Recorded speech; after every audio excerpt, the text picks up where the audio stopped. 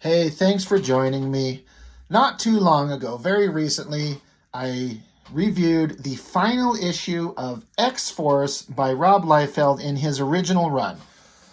And for all the criticisms I had of his artwork, and they are many, I still can't help but I can't deny that at the time and still to this day, at the time, I thought it was pretty fucking awesome. And older adult me looks at it, I'm like, all right, there's so many things wrong, but I still can't help but like kind of find it interesting and dynamic and fun in so many ways. And I will never be able to shake the original nostalgia that I had for it to begin with.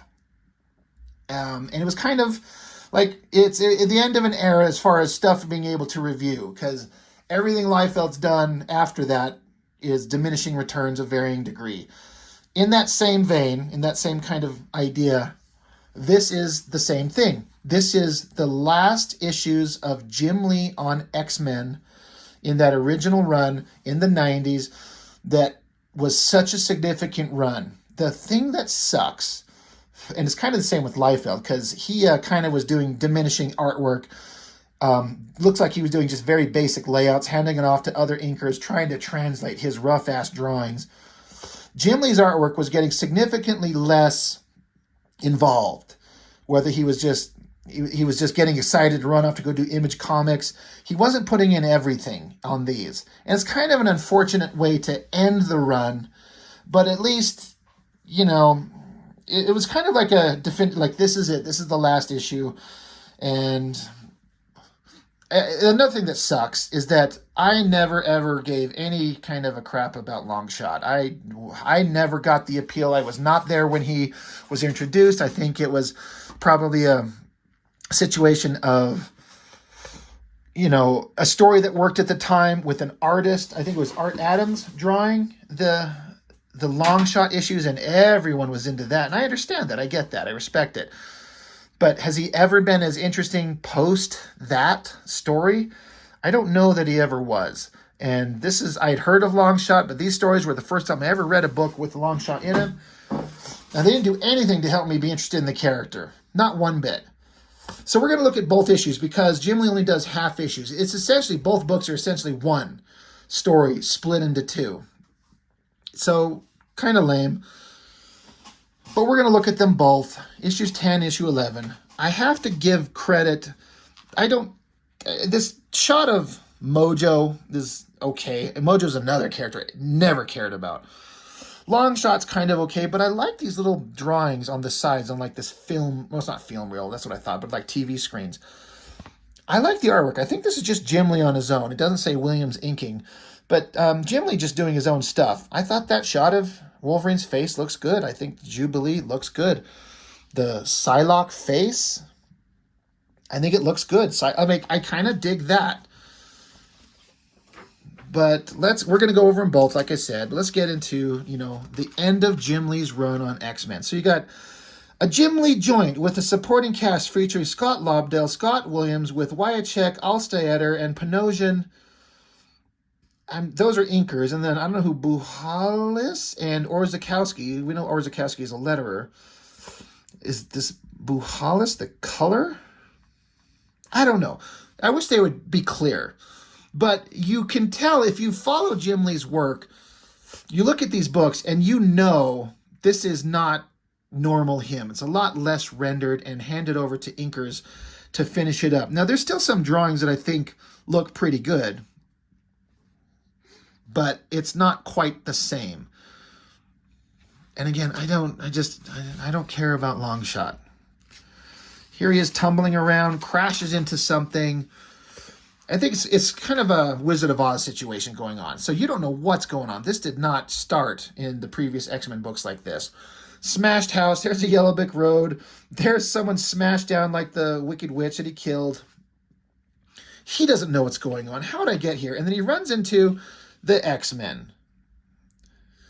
And he says, Zazvid. And I think that's something that Shatterstar was saying before. So they were linking Longshot and Shatterstar from X-Force because they're both from Mojo World. And in Mojo World is some kind of like entertainment, like violent entertainment-based thing that it's just kind of stupid to me, if I'm being honest. The one thing that was mildly interesting is that the X-Men, for whatever reason, however they're here, they are not themselves. They are the opposite, or caricatures of themselves. Like Wolverine, toughest, strongest, most badass guy ever. Longshot saying, "Who are you people? Why do you look so familiar?" And Wolverine says, "You probably beat me up in grade school. Everyone else did. It hurt lots. I'd rather not talk about it." I remember reading that and thinking it's kind of funny. Clearly he's being manipulated. He's not himself. But to have Wolverine be a cowering little pussy, that's hilarious in a way. Rogue, she's like, "Howdy, stranger. I'd shake your hand, but I can't. I can't touch anyone ever. Kissing is out of the question," right? Because Claremont has everyone kissing her and her kissing everyone when you can just touch them skin to skin. So they're making fun of her little whole power gag. And then Cyclops, he says, "I'd tell you what's wrong with me, but it's not my place to say. I mean, who am I? A nobody, right? I'm not about to tell someone else what to do. I doubt it would be good advice. I doubt everything." So Cyclops being the exact opposite of who he is. Cyclops is a confident leader that knows what to do. Here he is, he's a cowering, like, unsure loser. And then Wolverine, he's cowering, speaking of, he's cowering behind Cyclops. He says, "Me, the name's Wolverine. I'm the best there is at what I do. And what I do is cower." I thought it was funny. I thought it was great. I was like, all right, this is stupid, but that's kind of funny. It's an interesting, like, abuse of the character. Like, some bad guy's doing this to the heroes, and it's making them the exact opposite of what they are. And it's an insult to the characters. Not in, like, our world, but in, like, in the comic book universe. Like, that if they're under kind of mental manipulation, that Wolverine hates this. So Longshot's like, "What the hell is going on? This is dumb." And here comes Beast, and he's talking kind of like Scooby-Doo. Instead of saying "huh," it's with an R. Instead of "huh," it's "ruh." And so Longshot says, "Who are you?" And Beast says, "Roo-roo." And Beast tries to say Mojo, but he says Rojo. So Longshot's like, "What? Who's Rojo? What's going on?" And Beast tries to explain, or rather, Longshot's trying to, like, decipher this, and Beast is like, "I restro. Riss is really restorating." Kind of silly, kind of gets old, but so there was some kind of clever stuff, but I'm just like, this is, it's kind of weird. What's going on?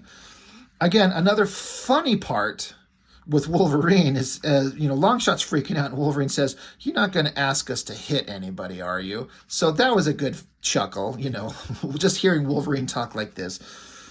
Longshot's freaking out. He's like, "Mojo, I swore when I get my hands around that massive neck of yours." And then this calm little shot of Wolverine, which I think is actually still a pretty good drawing. Wolverine says, "Temper tantrums like that, fella. You're liable to give yourself ulcers." He's like, "You should just calm down, big guy." So they're on the Yellow Brick Road. They're going to follow it, go off to this place in the distance. So again, what the hell is going on? Who knows? We get back to there's Mojo, big blob of shit, Professor X captured. But the rendering on all this, like, you could tell Jim Lee did basic layouts and handed it off and moved on.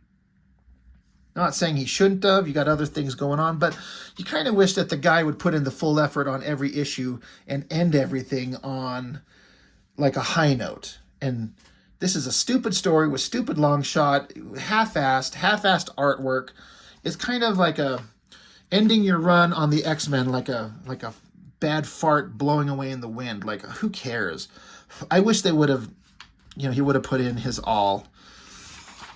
But they didn't. And this is some just weak, sloppy-ass artwork. Gambit's caught. Mojo, Dazzler, another character I knew very little about.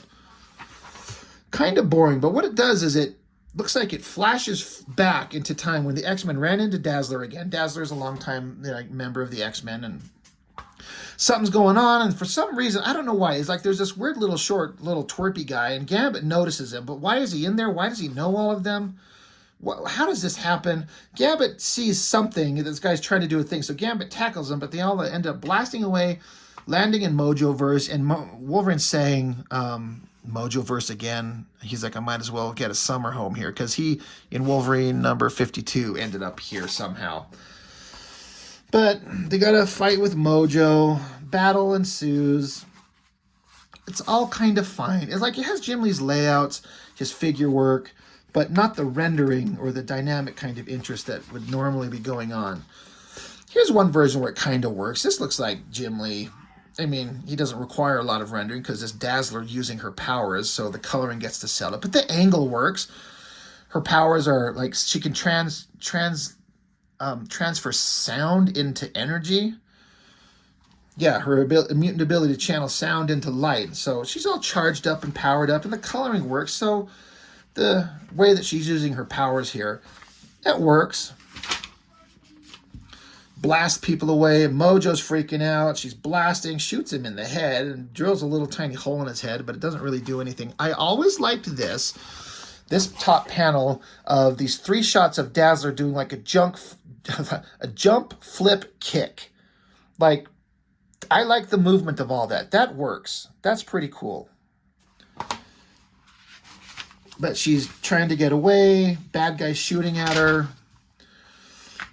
Blows a hole through the side. She gets ejected out into the water. And then Mojo's holding up the X-Men like he won the battle. Okay. Then you got...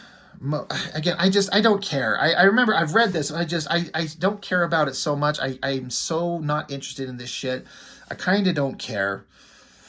Not a bad shot of the X-Men here. Gambit showing up there because there's like a Wizard of Oz gag going on. So you got Gambit with like demon wings, kind of like the monkeys in the Wizard of Oz kind of thing.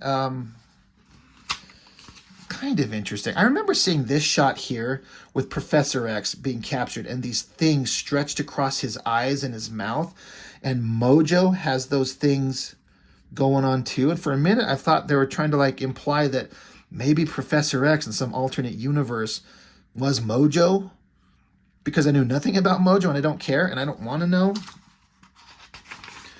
So weird things. There's kind of interesting things going on with the coloring here. Gambit's always kind of cool. Psylocke's kind of always cool. But again, who cares about the story? Mojo's happy. Dazzler got ejected. She's out into an alleyway full of garbage lying there. That's not bad. And then so this other guy shows up. And he's from Mojoverse, but he wants to pull the plug on Mojo TV. He's some... like opposition to Mojo in the Mojo world. I don't care. I don't care. I don't care. What I did care about at the time, Image Comics, Brigade coming out, Savage Dragon, Spawn, Wildcats, Youngblood. I wish I could explain to you, those of you who watch my channel who were not there, whether or not you liked Image Comics as they went along and were on board with it or not, the excitement of what was to come. All new stuff from the best artists, the most exciting guys. This was so exciting. So I can kind of understand why Jim Lee was slacking off here, because he was moving on to this. So, you know, I guess that's a good excuse because, you know, all right, go do Wildcats. Now, if I would have known that Wildcats was not going to turn out to be really that interesting, unfortunately, until way later when other writers took over. But at the time, Brigade, Dragon, Spawn, Wildcats, Youngblood, oh my God, am I excited. And just looking at it brings up those feelings of excitement. So 20 pages. Now this is interesting. This is 20 pages, and I do this often, where I bring up other things I was looking at. I got to find it right here, sitting next to me somewhere. I review these issues of classic X-Men. And... look at this beautiful John Byrne, Terry Austin artwork in this, on this newsprint. And it's absolutely beautiful and flawless. And compare it to the slack-ass shit that was going on here. Look at the smaller panels. And more panels and smaller drawings, but densely drawn, backgrounds, everything, versus these things where they're bigger panels and less detail in them. Now, again, this is Jim Lee at the end of his run, half-assing it, and the kids, myself included, want to see these big, dynamic, awesome drawings. But you can see the difference of the quality of work that was put into these. It's kind of unfortunate that things kind of degraded. I feel like Jim Lee can draw stuff like this. He can, and he has. His Uncanny X-Men work was fantastic. And it's not fair to compare the genius that is this to the end of the run where Jim Lee didn't give a shit here. But these books, this book here, 20 pages, and everything as far as story that was packed away in these classic X-Men issues, they were 17 pages of story. Right there, 17 pages. And the amount of story and drawing and beautiful stuff that went into these books here compared to 20 pages of this, and this is like half an issue, because this is the end of this book, and then there's a backup story of Maverick, of all people, drawn by Tex. We're going to look at these on a separate video, because I'm going to spread out the content, because it's my channel, and I can. So, I'm like, God, I was loving Jim Lee, I was loving X-Men, but that sucked. What the hell was that? So then, here's the final issue. The final cover of Jim Lee on X-Men. Jim Lee pencils and Wyachek, I think that's how you say his name, on inks. I don't know anything about Wyachek. Not great inks on Jim Lee. Maybe he just didn't know how to interpret his work as good as Scott Williams. I mean, Jim Lee and Scott Williams are like, Scott Williams is, there's an argument to be made. He's the best working inker maybe today. I don't know. He's really great. But kind of a fine cover. Just the team shot, the heads of the team. Nothing exciting, but not horrible, I guess. Could have been better. But getting back into it, we're back with Dazzler. Who cares? And we're back with this. His name is Mojo 2, the sequel. Oh, it's so stupid. August of 1992. Again, it's like Jim Lee light. Not great. I wonder who did the inks on this. Let's check it out. It doesn't break it down. Jim Lee and Scott Lobdell. So obviously Jim Lee on rough pencils. Lobdell probably scripting and story help, I guess. Bob Wyachek inks. I don't know who Lois Buhalis is. Is that inker or a colorist? And Marie Javins, I'm guessing that's letterer, because Bob Harris and Tom DeFalco are editors. I hate it when they don't tell us. But this sucks. It's kind of a Jim Lee face, this long skinny thing. It's just like, this is not the awesomeness that it's supposed to be. That's not a bad splash page. Like the poses are there, the angles are there, but the rendering is not. I kind of like that shot of Cyclops. Kind of okay. Not great, but kind of okay. But when you've seen Jim Lee at his peak self and this stuff, Mojo fighting these other members of the team that got like these demon wings strapped onto them. It's who cares, right? Who cares? Marvel Universe Cards Series 3. I've done videos on this. I've got Marvel Universe Cards Series 1. I got 1, 2, and 3, but by the time I was done with Marvel Universe Series 3, I was done collecting these cards. I kept collecting them because Series 1 was so goddamn fun and exciting at the time, because it was like cards and characters and descriptions and information. It was great. We kept getting the same shit over and over. I ended up throwing them all away. Series 2 and 3. I just tossed them in the fucking garbage after some years, because who cares? And I just kept them sitting around. But I've got Series 1. There's a video on them if you're interested. But again, just shit artwork. Remember I was saying before how I kind of thought that Professor X was maybe Mojo, but this also kind of fueled that. Like, look at his weird bug eyes and this split image together. Would have been an interesting kind of thought, but, fuck Mojo. He's stupid. Kind of an okay face on Dazzler there. Kind of an okay profile face on her there. But again, these must have been the most basic rough layouts. And handed over to that Wyachek inker to finish it up. This is not Scott Williams' level of work. But, who is? Somehow, I think Professor X mentally kind of gets away. He breaks he's being controlled, but he breaks free, frees up Psylocke, so she's able to use the focused totality of her telepathic powers to zap Cyclops in the brain, get him out of this funk that he's in, and uses his powers to blast into this wall where Mojo is protected. He's like, oh, don't worry, you're not going to be able to blast through this wall, but they start trying to. So Psylocke does that, and then angles Cyclops' blasters up to blast Rogue free, free her. So she blasts her through this dome. They're in like a contained dome area. Blasts her into the sky. So she's way up there. And so she's up here floating. She says, that blast knocked me clean away of Mojo's influence. This goddamn dialogue. But I'm going to bring it closer so you can read along with me. But if an Ah attack again, get too close, how can Ah be certain Ah won't become his little circus performer again? So reading it out loud makes it sound like they're kind of like a stupid, brain-dead, like chucklehead yokel. Like Simpsons, Cletus, the slack-jawed yokel. How can Ah be certain Ah won't become his little circus performer again? Sorry, I shouldn't do voices. That's really fucking annoying. But she's like, if I get too close, I'm going to get back under his influence again. How can I do that? So it's Professor X speaking through Psylocke's mind, and so they're saying, you can't, but we can form a plan. Like, do this thing. So Rogue comes blasting down. She says, I'm all yours, sugar. Stop it. Stop with that dialogue. Stop it. Dazzler and Mojo 2, the sequel, blasting around. This was a significant moment. Gambit, under control of whatever the hell's going on, blasts Psylocke right in the jaw. Now, I do believe that this is he broke her jaw, and in subsequent issues that someone else took over. I think Art T-Bear took over, and then eventually Kubert, Andy Kubert. But her jaw's broken, I think, and it happens there. I just look at that, and I'm like, that must have been the roughest sketch from Jim Lee, because it looks kind of like him, but a piss-ass poor version. So the inker, Wyachek, had to figure it out. It's fine. You can tell Jim Lee did not give a fuck. You get into some of these other parts where you get to draw Wolverine doing cool shit. There's a little bit more. That looks more like Jim Lee. I like that. I like that shot of his face.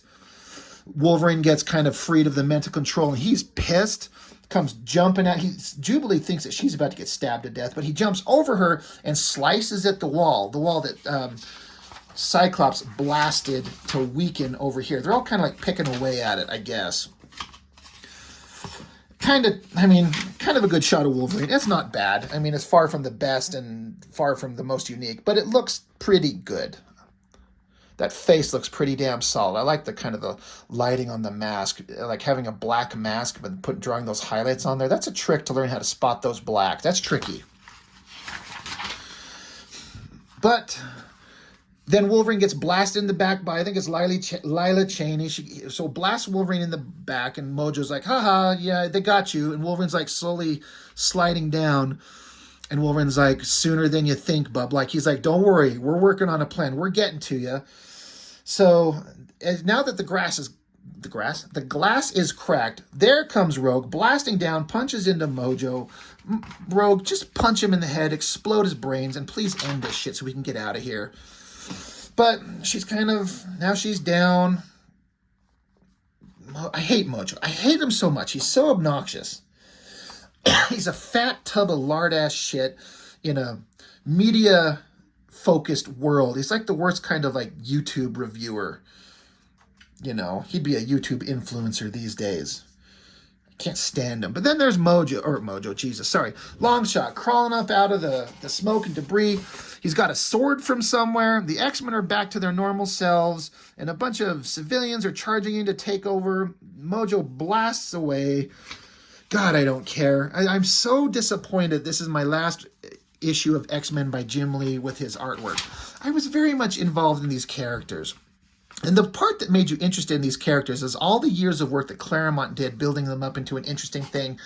And honestly, Jim Lee was riding the wave of that. Jim Lee and Scott Lobdell were riding the wave of the characters and the stories that Claremont had done for years and years. And so it seems interesting because we were just kind of hanging on to that. Kind of an okay face. That looks terrible. Like in the world of what Jim Lee can draw, it looks like a Rob Liefeld drawing. That sucks. Holy shit, is that terrible. Look at that leg coming towards us and those arms. That must have been like a stick figure sketch at best. I thought that this energy blasting shot where Longshot finally stabs a sword into that lard-ass Mojo, the lighting on it, that works. I bet the inker probably contributed a lot to that, to his credit. Thank you for stabbing him to death. So, whatever. They've freed the civilian population that are no longer under Mojo's control. Dazzler and Longshot, who have had a relationship they can make out. I've said this before, drawing kissing is hard, and that's actually pretty good. Oh, and here's an interesting thing. Professor X says, he's like, we did it. We freed this place. We made it a better world. And Professor X says, just in time, it would seem, for what greater gift could two parents give the unborn child they sense within Allison? Oh, they're like, oh, they're pregnant. He put his little, like, long shot seat. I mean, he's got luck powers. He never misses, right?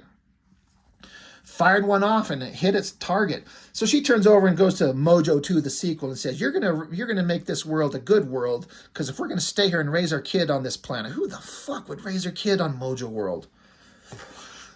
So stupid. So they're like, all right, Lila Cheney, the teleport. She's like, I can teleport us back to where we need to go. And Cyclops is like, a little celebration is in order. I agree. And Rogue's like, careful, sugar, you're almost smiling. And then there's this, here's the one redeeming point of this whole fucking X-Men book. For all the weight and power and drama that the X-Men stories have had, and how much I was enjoying Jim Lee's work on these books, this stupid-ass story with these stupid-ass characters, it was such a piss-poor way to end it. But Jubilee has this little moment here. She says, maybe it's an age thing, but I don't get it. Ratings mean power on this world, and we just gave whoever it is in charge higher numbers in the last episode of Cosby. So if we won, why do I feel like we're still being, she says, rubed? Basically, she's like, did we do the right thing here? You know, we just transferred power to someone else. Did we actually free this world? So anyway, what am I getting at? That there was something interesting going on? As much as this thing sucked, and Jim Lee was half-assing his artwork because he's going off to do Image Comics, I get it. This right here, this is the send-off. This is the finale. This looks like Jim Lee gave a shit. A little bit more of a shit. I just had this thought. Okay, yeah, this is interesting. This is why I say this. Back here, we're noticing the credit pages. I mean, this artwork is all terrible. On the credits page, it's Jim Lee, Scott Lobdell, so that's pencils and writer, Wyachek on inks. There's no Scott Williams listed anywhere. So this all looks like shit version of Jim Lee. But if you look down here in the corner, it says Jim Lee and Williams. Scott Williams inked this. Now this looks like good, classic, regular Jim Lee X-Men artwork. This is the end. The end of an era, the end of everything that was exciting and interesting. Here's a shot of the X-Men team as we had known it. And Psylocke, Jubilee, Cyclops, Rogue, Beast, Gambit, Wolverine, and then stupid Longshot and Dazzler in the background. This, at least we got this. This felt like when I read this, there was a little bit of an emotional moment in a way. Like, I knew that Jim Lee was leaving. And this was the end of something special to me at the time as a kid. I was 14. This is 92. So I was 14 years old. But at least we got a shot of the X-Men that looked good. And there's some interesting, dialogue here. Like Psylocke, because Jubilee's saying, did we actually do something good? And Psylocke says, the child has a point. And Psylocke says, how do we know we're not still being manipulated? So Cyclops says, we don't. Here in the real world, there are no guarantees in life, people. And then Beast kind of quotes some stupid thing. There comes a time between life and death when all men stop to catch their breath. We ask the stars why. We question our lot. The heavens open wide and reply, why not? And so Wolverine says, is that Yeats? Like a poet? And he says, nope, Beast. And it just ends there. Just the X-Men kind of pondering existence in life. We get a great big awesome shot of the team. We've been through tons of adventures with them, and it's on to something new. I liked this. This is at least a kind of like the goodbye from Jim Lee that I wanted, at least visually. It's a moment to stop and have the team gather and have a great big shot, and they all look good and cool. Interesting point back here, because they mentioned how in the previous page where Longshot and Dazzler are pregnant, you see her saying, she says, Shatterstar? You've got to be kidding. The implication is that Shatterstar might be the child of these two. I don't think that actually ended up being the case. Should have been. Why not? It would have given Shatterstar some kind of history besides the none that he had. And I actually like Shatterstar as a character, at least the original version of him. They changed him so much. I don't think he's like gay and weird, and I don't know. What they turned him into something strange. I don't like. But anyway, so that's it. It's interesting that Jim Lee had Scott Williams ink him on this last page, but it looks good as far as they would do. And that's the end of an era. Jim Lee is done with X-Men. There would be a Wildcats X-Men crossover that happened that was kind of interesting, but it's never the same. Sometimes you have magic going on, you can't revisit it, and even if you try, it's not the same. You know, I know Claremont came back to write X-Men later, and it just wasn't the same. It just lost its luster. It was different, and no one cared. But that's it. You know, this 21 pages of story, not a lot to it, but it's kind of an unfortunate way to end the run, but at least we got this kind of big double-page splash to end it. And then again, a story taken off at the end of these books with Maverick, and who cares? I'll do them in a separate video. But that's it. You know, Jim Lee is done with X-Men. And, you know, for better or worse, I mean, he was done. His time was over. He's a businessman. He's going to go off and do Image Comics and make millions of dollars and do that for a while and have a studio and hire on all kinds of great artists, writers, inkers, and create some interesting stuff. But, you know, then eventually sell it and go run off and be part of DC Comics. And I become even less interested in the stuff that he does because I don't care too much about DC Comics. And I don't care if he's drawing Superman or Batman. I mean, I did collect some of them, but, you know, this is it got less interesting as things went along, but it was quite the time for so many of us as fans reading this Jim Lee X-Men stuff, and it's unfortunate it ended on such kind of a pathetic note, but it is what it is. It's done, and that's it. So that's all I've got. Thank you for joining me, and there's certainly plenty more Jim Lee artwork to be looking at, and lots more Wildcats and Divine Right and all kinds of stuff to look at. But Jim Lee X-Men stuff, I mean, this is the end of that run, and that's all we've got. So thank you for joining me. I appreciate it. I'll see you next time.